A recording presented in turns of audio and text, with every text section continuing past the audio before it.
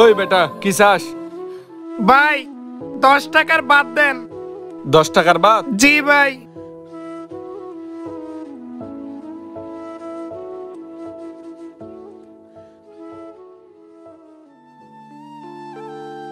ভাই কালকে তো আরো বেশি দিয়েছিলেন, আজকে কম দিলেন যে?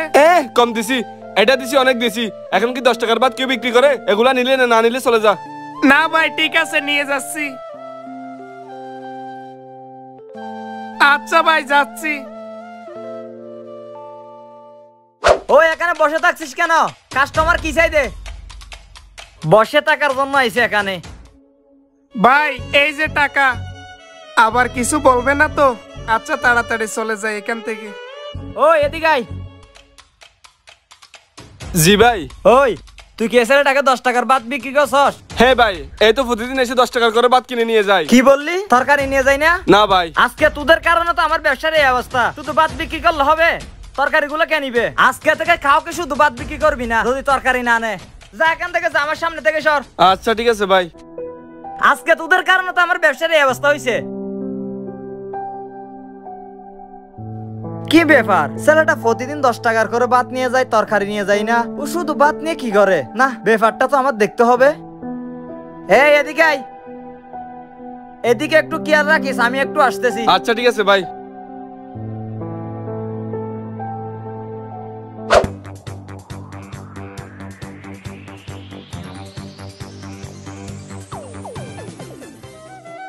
এই তো এখানে কেউ নাই, এখানে বসেই বাদগুলো খাই।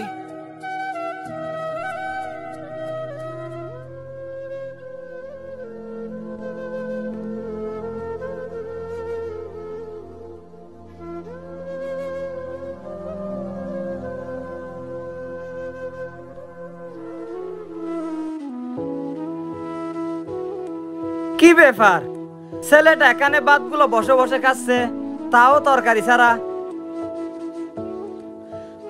এই তো খাওয়া শেষ, যাই এবার বাসায় চলে যাই। আরে ওই ছেলেটা তো চলে যাচ্ছে। আচ্ছা গিয়ে দেখি।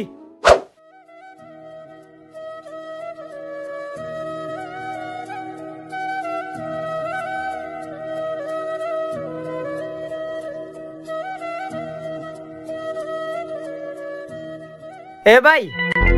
জি ভাই। একটু আগে যে একটা ছেলে ঢুকছে, ও কি এখানে থাকে? হ্যাঁ ভাই, ও তো এখানেই থাকে। ও আচ্ছা আচ্ছা ভাই, আমি একটু ওর সম্পর্কে জানতে চাইছিলাম। ও ছেলেটা কেমন, কি করে? হ্যাঁ ভাই, ওই ছেলেটা অনেক ভালো একটা ছেলে। বেশ কয়েকদিন ধরে একটা চাকরি খুঁজতেছে। চাকরি না পেয়ে কয়েকটা টিউশনি করে যা টাকা পয়সা পায় সেগুলো মেস ভাড়া আর ফ্যামিলিতে দিয়ে দেয়। ঠিক মতো খাবার শুদ্ধ খেতে পারে না ভাই। ও আচ্ছা আচ্ছা ভাই, আমি যদি ওকে কোনো রকম একটা হেল্প করি, ওকে হেল্প নিবে?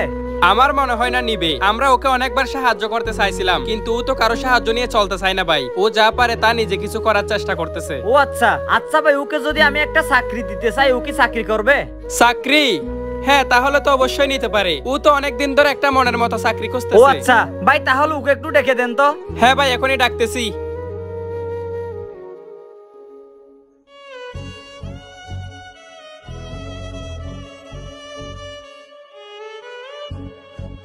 ভাই আপনি? আমি তো হোটেলে ভাতের টাকা দিয়ে আসছি, আবার কেন আসছেন ভাই? আরে ভাই, তোমার থেকে টাকা নিতে আসি নাই। দেখতেছি তুমি ঠিক মতো খেতে পারতেছ না, বাসা ভাড়া দিতে কষ্ট হয়ে যাচ্ছে, ফ্যামিলি চালাতে কষ্ট হয়ে যাচ্ছে, সেজন্য তোমাকে একটা সহযোগিতা করতে আসছি। না ভাই আলহামদুলিল্লাহ, আপনি বলছেন আমি এতে অনেক খুশি হয়েছি। আমার সহযোগিতা লাগবে না ভাই।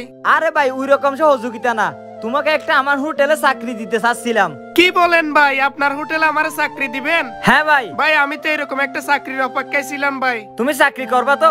অবশ্যই ভাই, কেন করব না, আমি চাকরি করব ভাই। আমি পড়াশোনা শেষ করছি, অনেক দিন হয়ে যাচ্ছে, অনেক দিন ধরে চাকরি খুঁজতেছিলাম, কিন্তু মনের মতো কোনো চাকরি পাচ্ছিলাম না। আপনি আমাকে বলছেন, অনেক খুশি হয়েছি ভাই। আমি অবশ্যই আপনার চাকরি করব ভাই। তাহলে তুমি আজ থেকে আমার হোটেলের ম্যানেজার। ম্যানেজার করে নিলেন? আলহামদুলিল্লাহ ভাই, অনেক খুশি হলাম ভাই। আসো তাহলে। হ্যাঁ ভাই চলেন।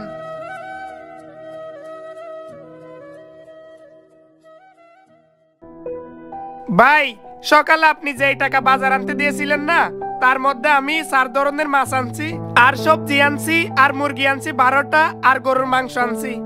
আমি তো যাওয়ার সময় হেঁটে গিয়েছিলাম, কিন্তু আসার সময় অত জিনিস নিয়ে হাঁটতে পারি নাই, যে কারণে গাড়ি ভাড়া গেছে 50 টাকা, আর এই টাকাগুলো বাঁচছে ভাই। ভাই বাবুসি বলতেছিল ওনার বেতনটা একটু বাড়াতে, ছেলে মেয়ে বড় হয়ে গেছে তো ওনার খরচ একটু বেড়ে গেছে। আরে রাখো তোমার টাকা, তোমার সততা দেখে দিন দিন আমি মুগ্ধ। তুমি আসার আগে আমার ব্যবসায় শুধু লস আর লস, তুমি আসার পর থেকে আলহামদুলিল্লাহ এখন আমার ব্যবসা অনেক দূরে এগিয়ে গেছে। তুমি অনেক ভালো মনের মানুষ ভাই।